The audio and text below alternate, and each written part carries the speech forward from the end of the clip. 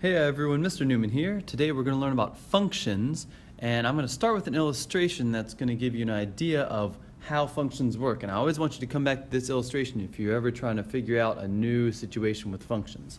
So the scenario is you've got a snack machine, and if you press a button, let's just say you press button number 1 on this snack machine, you get out chips. And button number 2, let's say that also gives you chips. That's fine, right? Sometimes chips are in more than one of the buttons. Sometimes they're even the same brand of chips. Let's say 3 gives you a cookie. Putting in money and pressing 4 gives you candy. And pressing 5 gives you gum. Well, those numbers you're pressing, we call those the inputs, okay? You put in a number and you get out a food or a snack. And and we call those snacks, the things you get out of the machine or out of the function, those are outputs. So inputs and outputs. So that's a nice working machine. Let's go over to this machine on the right here, and let's say that you press button number 1 and you get out chips.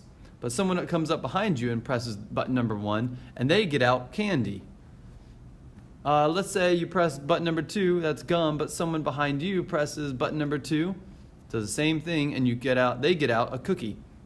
Well, we would say this is a broken machine. Even though the inputs are 1 and 1 and 2 and 2, and the outputs look very similar, because the same button gives you different stuff each time, it's like an unpredictable machine. It's broken.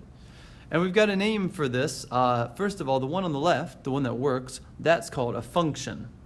The one on the right, that is not a function because it isn't well defined. It doesn't work nicely. So I want you to think about, anytime you're trying to figure out if something's a function or not, think about, all right, is this machine broken or not? And compare it to the snack machine. So the actual definition of a function is a type of relationship that has only one output for each input. In other words, every time you press a button on this machine, it always gives you the same kind of food. On this machine on the left here, if I press 3, it will always give me a cookie. It won't break and suddenly give me a gum. However, something is not a function if you look at all the inputs, and if any of the inputs gives you more than one type of output. So like if you press 1 and you get chips, but then you press 1 later and you get candy, that's a broken machine, so that is not a function. Let's look at some other examples just to wrap our mind around this. Just a reminder, the input is what goes in each of these situations, and the output is what comes out. So we just did a drink machine or a snack machine, but we just think of the input is the button, or sometimes people think of it as money because you got to put money into the machine, and out comes a drink or a snack. Well, this is a function, well, working ones are, non-broken machines are, because each button gets you one snack or one drink. You don't press a button and get lots of different snacks or different kinds of snacks. However, a Runts machine, and I just threw that up there so you guys could see what a Runts machine is, in case you forgot. It's those little candies, these little things up here, that whenever you turn the knob, so you put in money and you turn a knob, that's the input, out come a handful of runts. Well, the number of runts that come out are different each time. Sometimes they're the same, sometimes they're different. So this is not a function because a different number of runts come out for each input. I mean, even if you put the same quarter in, depending on how you spin or depending on what's at the bottom there, you'll get a different number of runts. A parking meter, what you plug into a parking meter is money, and what comes out is you get to have time, right? A set amount of time that you can park in that parking spot.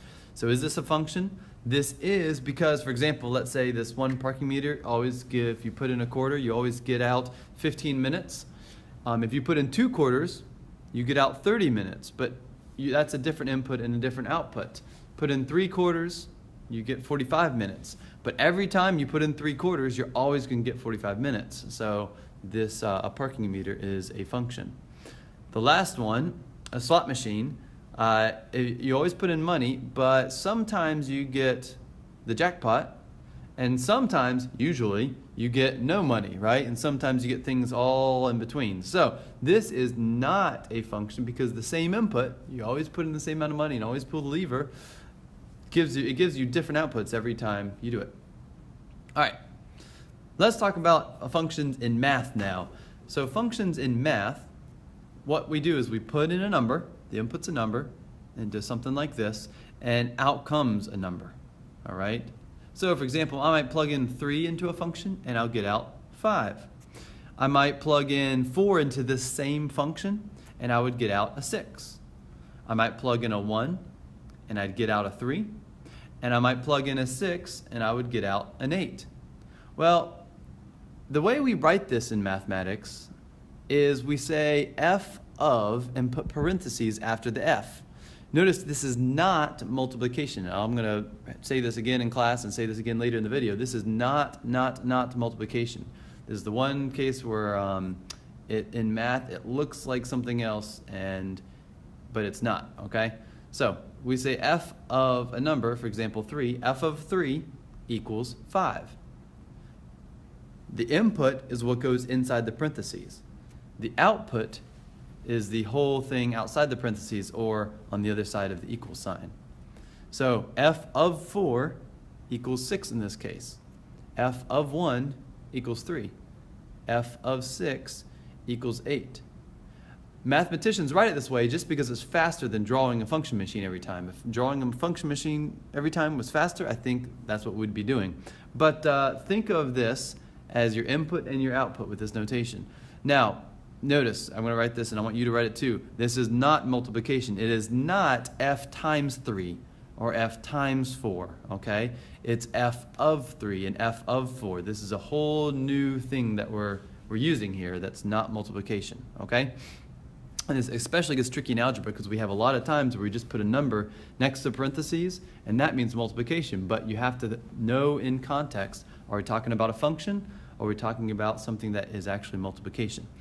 Notice here on the right, you've probably figured it out by now, what I'm doing each time is I'm adding 2 to the number we plug in. The way you write this is with this equation over here on the right. Notice f of x, so x is the input, okay, equals x plus 2. Whatever you plug in and then add 2, that's the output. The x there is just a placeholder. We could just as easily say f of y equals y plus 2, or f of z equals z plus 2. Or f of cow equals cow plus 2. Mathematicians just use x because it's fast and easy to write. So, one last thing I want to share with you on this page is that the domain are all possible inputs. All right? So if we look back at our function machine up there, 3, 4, 1, and 6, those are in the domain of the function because those are numbers that we can plug into the function. The range are all possible outputs. On our function machine, that would be 5, 6, 3, and 8. That means those are numbers that we can get out of the function. They are possible outputs. All right, flip on over to the back. I want to show you guys lots of different ways to see functions, and so I'm going to share. All these are the same function, actually the same one we worked on the front. So in words, we would say if the input is 3, then the output is 5. If the input is 4, then the output is 6. If the input is 1, the output is 3. And if the input is 6, then the output is 8. Okay? Notice this equation up here. These mean the same thing. Okay? We're going to write f of x equals x plus 2, but it's very similar in the past how you all wrote y equals x plus 2. And I might even interchange them because for our purposes right now, they mean the same thing. Notice the function notation. I want you to go ahead and jot that down there just so you recognize that is similar to the f of x equals x plus 2. F of 3 equals 5, and there's the input and the output. We already labeled those. So down here on the left, that's a function map. What we use is we use arrows for this. So if 3 is the input, 5 is the output. If 4 is the input, 6 is the output, and so on and so forth. The arrows help us identify which inputs go with which outputs. And we'll see in a second, you can have arrows go to and from more than one number. All right, on a graph. I know you guys have graphed before, but I want you to think of this differently now. I want you to think of it in terms of input and output. I'm going to graph the point 3, 5, and the input is the x value while the output is the y value. Notice the number 3, or the point there I plotted, 3 is the input, and 5 is the output. Every single function can be represented by a graph where you plot the points, input and output. So I've got another point here. I realize that this is off the graph. You can just kind of guesstimate where that would be, 4, 6. I'll show you for the next one, 1, 3. 1 is the input. Notice how I lined that up directly over the 1. And 3 is the output. I lined that exactly to the right or left of the 3. All right, and the last one, 6, 8. I'm sorry, that's off the page. Notice though, those do line up in a line. And if we were to have more outputs and more inputs and more points between those, we'd notice that they would actually make a line. So if we wanted to plot every single possible input and output for the function right above that, we'd draw the line and connect those dots. But I'm not going to do that now just because I want to show you guys each point represents an input-output pair. All right, speaking of pairs, the next example are ordered pairs. 3, 5. The input is 3 and the output is 5. And I know that you guys have used these to plot points before, so I think this comes pretty naturally to exchange between the graph. So 4, 6, 1, 3, 6, 8. So notice if I put those in parentheses, the first one is the input, the second one is the output. If I have a bunch of those, you notice what I did here. I put curly brackets around all of them and comma between the points. That's called set notation. That's a way of saying, hey, these are all the points in this function. Okay, so you'll see that sometimes too. Lastly, a faster way to write the points, in my opinion, is to make a table where the left side is the input and the right side is the output. This way you don't have to use the parentheses and the comma. So we have all our inputs and outputs and they line up nicely like that. Okay, so down here, we just wanted to think about each of these, whether they're a function or not, and see in a few different representations, how do we define whether something's a function. In this first one, notice how that 3 has 2 arrows coming out of it. It's one input, and it has 2 different outputs. If you look back at your definition, that means it is not a function. That's like the broken snack machine, where if you press the same button, press the button 3, you get 2 different things. You get a 5, and you get a 7. That shouldn't happen on a snack machine, so this is not a function. For this next one, I'm first looking at the 0 and 0. I'm wondering, oh, is that bad? That kind of looks like what we just had. But if you think about it, that's kind of like our good machine where the button 1, the input gave out chips as an output, and the button 2 also gave chips. We wouldn't call that a broken machine. It might have fewer choices than a fancier machine, but that's fine. The machine's not broken. So right here, the input of 6 gives 0, and the input of 7 gives 0 for an output. That's not bad at all. So this one is a function. So don't be fooled whenever that happens. The only reason it would not be a function is if the same input had 2 different outputs. All right, right here, you guys, this is a graph. What you're going to have to do is look and think for a second. Now I'm going to give you guys a handy tool called the vertical line test when either in class or tomorrow for homework that will help you identify these. But right now, real quick, I want you to identify points. So look at the point 2, 3 and the point 2, -3. If you're thinking about those ordered pairs and you're looking like, wait, the same input but different outputs, that's a problem, you're exactly right. We have one input, that's 2, and we have different outputs, 2 outputs for the same input. That is not good because that's 3 and -3. So this one is not a function. One input, 2, cannot give 2 outputs. So what does that mean? That means on a graph, you can never have 2 points or 2 parts of a line that are directly above each other.